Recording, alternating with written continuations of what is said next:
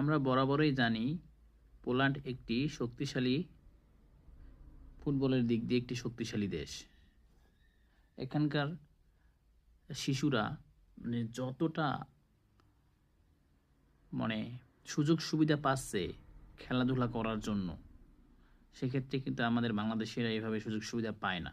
একটা স্কুলে দেখেন কি সুন্দর একটা খেলার মাঠ আছে, এখানে বিভিন্ন ধরনের খেলার মাঠ আছে, ফুটবল থেকে শুরু করে ভলিবল, টেনিস সব।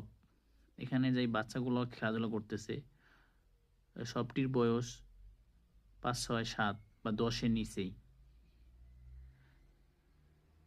এদের যে ফ্যাসিলিটিস এরা সবটাই পাচ্ছে। এই কারণেই পোল্যান্ড এত শক্তিশালী ফুটবলে। এজন্যই তো লেভানডস্কির মতো প্লেয়াররা এই পোল্যান্ডে আছে। আমাদের দেশের